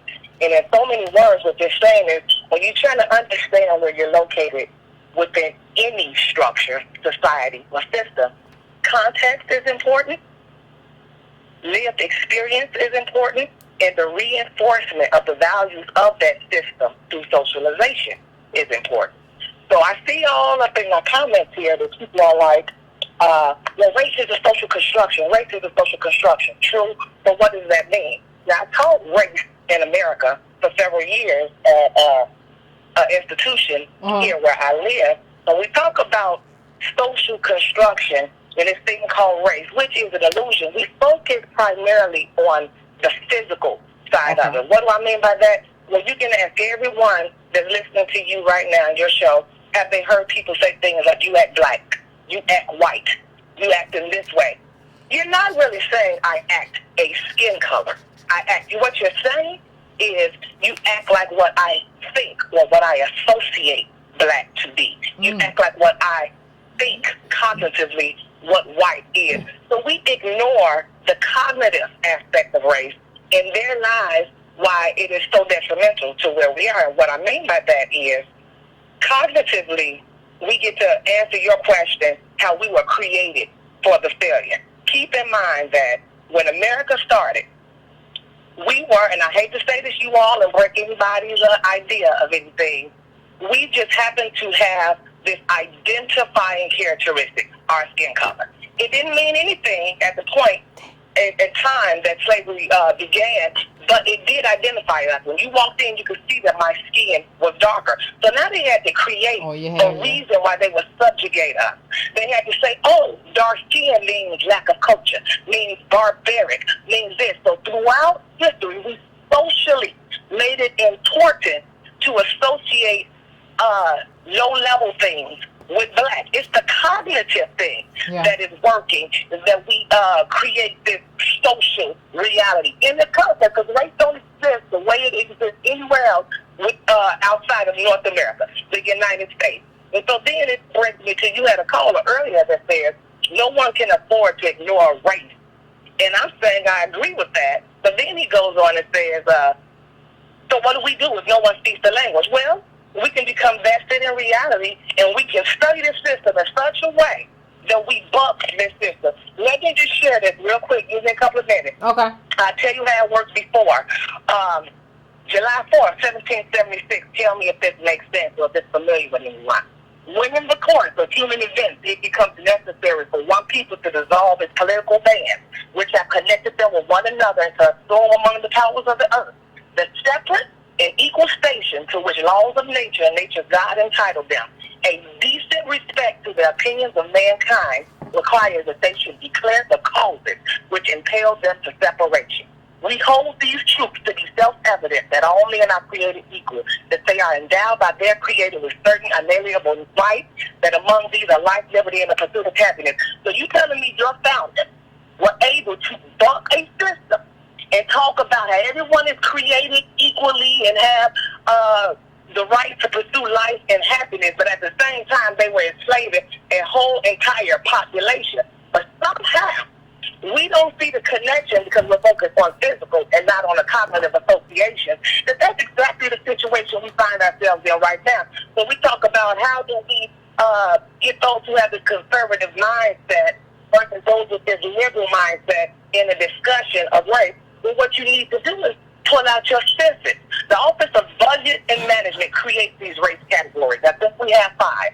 In 2000, they took Hispanic from being a race to making it an ethnicity where they can choose if they are white, if they're black. People, I'm trying to explain to you that your government is already telling you race don't exist.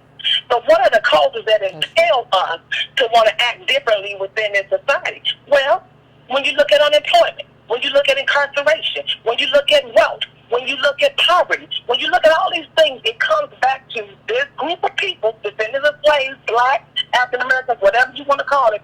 We are overrepresented in poverty, in educational attainment, non-educational attainment, and all these things. You're meaning to tell me that somehow this isn't a structure that created the failure? To your point earlier, Yvette, you just hit so many points all the time in your show that it's difficult to bring it all home sometimes, but I just need people to understand that the one of the ways that we can bust this system is become vested in reality and understand not to be throwing back conversations like it's a social construction, and really study what that means to be a social construction. Antonio laid out what I call the formula.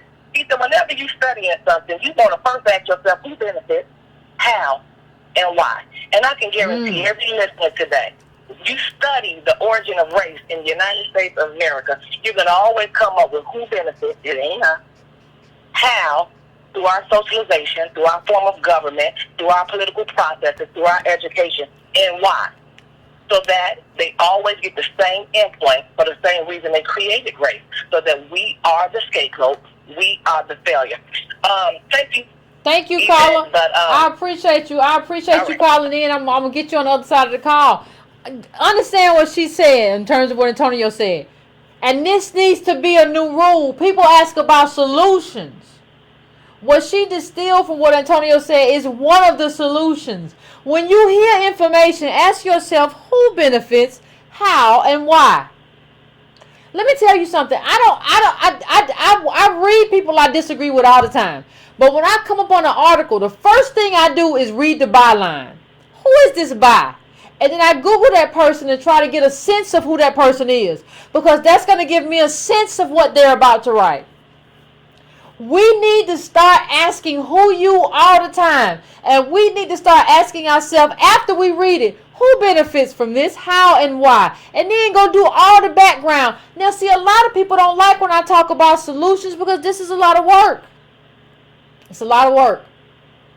But the solution ain't just go do this formula and get a Bentley. That's not how solutions work. And also what I'll tell you, somebody said in the comments, this is off the topic, but oh no, Moors are just black. No, y'all Moors been telling me that y'all been here before anybody. And I need your genetic test to show me that.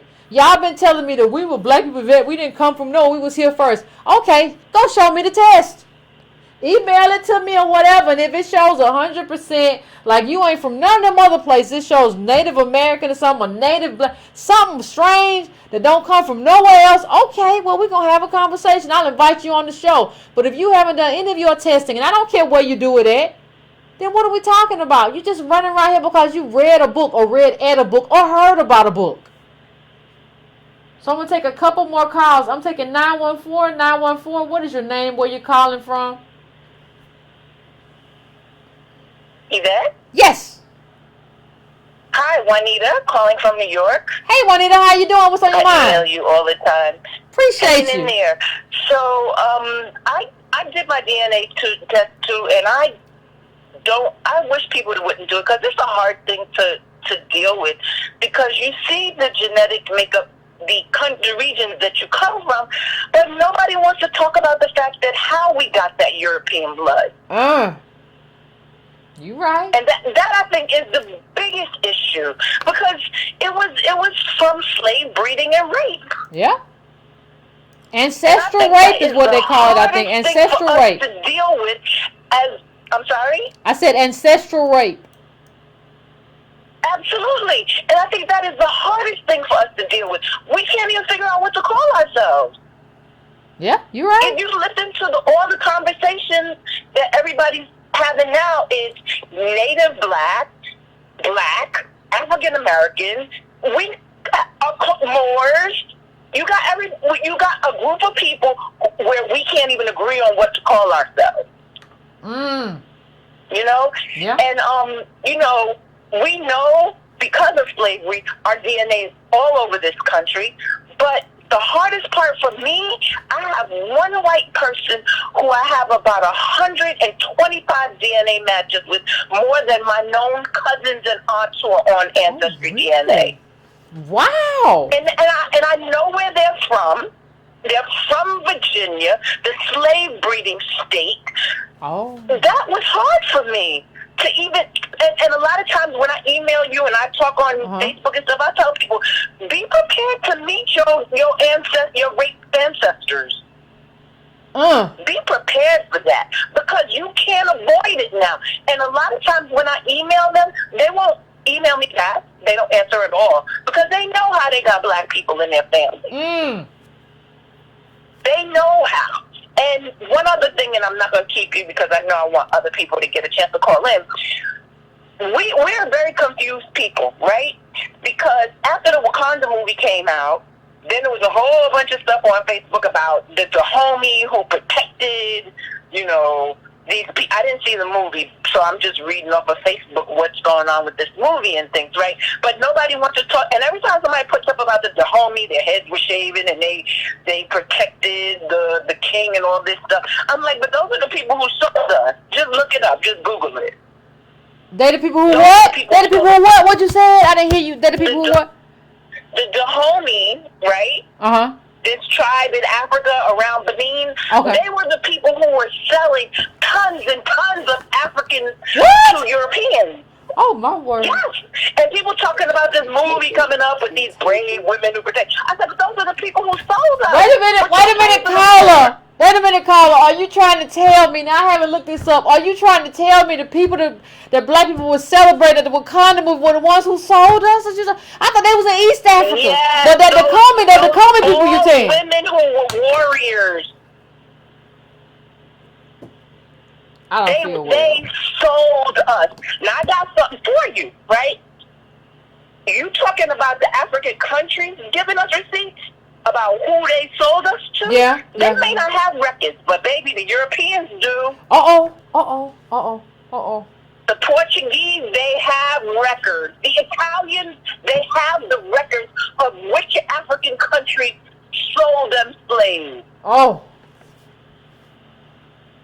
So it's gonna come out, and I'm not involved with all this Pan-African stuff, because you'll see me put on social media every minute that y'all sold us. So I'm not claiming no African nothing. I'm just gonna have to learn how to be American. Because a lot of them sold us until we figure all that stuff out. People like, well, your history didn't begin with slavery. Like, this is the most important aspect of my history, especially in terms of what wealth I'm supposed to have right now. In terms of where I'm supposed to be situated on the wealth chart, that is the most important. Why don't you stop saying it's not? And it's important. A lot of those people sold us, and we don't want to talk about that. I want everything from everybody. That's all I can say. That's right. So anyway, thanks for taking my call. No, thank you, fam. So other people can call, and I'll see you in the chat room. Appreciate it, fam. Appreciate it. I'm going to go to area code 404 now, and I'm going to take one other call. So it's two more calls. 404, I'm coming to you now. What's your name? Where you calling from? Hey, Yvette. Hey, everyone. How are you tonight? Pretty good. How are you doing? What's on your mind? Oh, good. All right, so this is Sean calling from Atlanta, and I just wanted, we were talking about DNA, and I just wanted to talk a little bit about Tyrell Hankerson Jr. and his alleged DNA, and it's his father, and I just found this to be really interesting. You remember the Atlanta Public Schools cheating scandal? I do. Right? His father was one of the teachers that admitted to erasing scores at Venetian Hills Elementary School. He was a teacher that was fired, and he admitted he was in the Georgia Bureau of Investigation. I went back through the report because people told me, he used to work for Atlanta Public Schools. And I just thought it was so interesting. So he was one of the main people at Venetian Hills that erased answers. So going back to Roland Martin's interview with him, I don't know if you noticed how they were trying to distance himself from his father, and how they talked about his mother. But we're talking about DNA, but I just thought it was interesting that he came from someone around the time he was at Howard that was going through that cheating scandal. And his father, so he's coming from educated parents. His dad was a teacher. So that was just some extra information that I just thought that was interesting about it. Thank you, Carla. I hadn't looked into that. I didn't know that was a thing. I was trying to find it on that, but I can't find it online right now, obviously. But I appreciate you calling in and giving some additional information. If I know more, I will add more, but I don't have more. So I appreciate you, Carla. We're gonna go to the last call right now. I'm going to 586, and that's going to be the last call of the night. What's your name? Where you calling from? What's going on? What's on your mind? Greetings, Yvette. This is Leona in Michigan. Thank you for taking my call. No problem. Tonight's a very fascinating show. Good Lord, a lot of light bulbs going on in my head, but I'll be brief. Listen, in light of the DNA, and yours is fascinating, in light of the DNA, I have a question about that and a comment. First of all, the comment has to do with the work of the late Dr. Frances Cress Welsing and her definition of racism, which is white supremacy. I'll be brief. She says, as a black behavioral scientist and practicing general and child psychiatrist, my current functional definition of racism, white supremacy, is as follows. The local and global power system, structured and maintained by persons who classify themselves as white, whether consciously or subconsciously determined. This system consists of patterns of perception, logic, symbol formation, thought, speech, action, and emotional response, as conducted simultaneously in all areas of people activity: economics, education, entertainment, labor, law, politics, religion, sex, and war. The ultimate purpose of the system is to prevent white genetic annihilation on Earth, a planet in which the overwhelming majority of people are classified as non-white, black, brown, red, and yellow, by white-skinned people. All of the non-white people are genetically dominant in terms of skin coloration, compared to the genetically recessive white-skinned people. I'll be brief. My battery's going down there. I think her definition might well fit and a little bit, may contribute a little clarity to the conversation that's being had here tonight. And the other thing I wanted to ask you briefly was, in terms of the DNA and getting it done, did you have any concerns about what those folks will do with your DNA after they give it back to you? I've heard some people who were hesitant about getting their DNA profiles because they didn't know what the companies were going to do with the DNA, or things like maybe drop their DNA at a murder scene, or stuff like that. Maybe it's paranoia. Thank you, Carla. I appreciate it. And I'm gonna answer your call. I'm gonna answer you on the other side in terms of. I heard what you said. One more thing, Yvette. Yeah. One more thing. Listen, I just want to let you know that this past weekend, the Republic of New Africa had celebrated its 50th year commemoration in the city of Detroit. The Republic of New Africa. If folks don't know about it, they could, I guess, Google it or what have you. But it started in Detroit in 1968. The Provisional Government of the Republic of New Africa. Thank you for taking my call. No, thank you. I don't want to do nothing new or old. But listen, like here's the thing. I said this downtown. Before I get to that, I didn't have very many. The only real concern I had with the DNA is that they're probably going to use it if they decide that, like, I'm prone to high blood pressure, I'm prone to diabetes or something like that, because of regionality, not race. They're probably going to try to sell me something. That was my main concern. I didn't have any inclination they're going to try to. America, in terms of everybody's trying to make money. So I understand that, it's probably going to be misused. But I think it's going to be misused in terms of trying to sell me a product. Whether it be a pharmaceutical product or whatever, I don't know yet. But that was my concern. When the caller asked, did I have any concerns? That's my concern. And I decided that I still needed to know regardless. And here's my problem with Frances Cress Welsing. And I'm bringing this up. She said this. She argued that whiteness was fundamentally biological, a genetic inadequacy or a relative genetic deficiency state or disease based upon the genetic inability to produce the skin pigment of melanin, which are responsible for skin coloration. The problem is she has this whole thing with, white skin was recessive gene that was always annihilated by non-white. And see, the thing is, I don't see anything to support any of that. I think that was a part of me thinks that was a whole thing to kind of make us proud of being black, and melanin annihilates whiteness and blah, blah, blah. And I just find that problematic because it kind of makes us to be black and proud without understanding that, like, they built this whole thing to kind of squash us. This whole race thing was built by them to kind of annihilate us. And we are the ones who have been annihilated under it. And all this melanin envy stuff don't make a whole lot of sense to me. Now, I'm not saying that there's not other stuff that she's done or other work that Frances Cress Welsing has done that hasn't been, beneficial. But this I find problematic.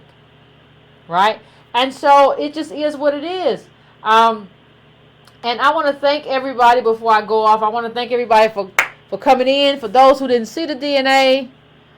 What did Halle Berry say? Like, I's Negra. Well, majority, but you white too, and that coming from descendants of slaves who did not have women who had control over their own bodies. That's just the nature of what we come from. And I don't know how to say it any way different than that. That is just for those of you who didn't see it. 34% European. Everything else is an assortment of African countries. So everybody, I want to thank you for calling in. I want to thank you for being here, and we will do this again on Wednesday. We got something for the Blue Vein Society. Well, you just afraid because you got the blue vein and you just start black and you ain't special. Africans, y'all ain't special. So I'll talk to y'all soon.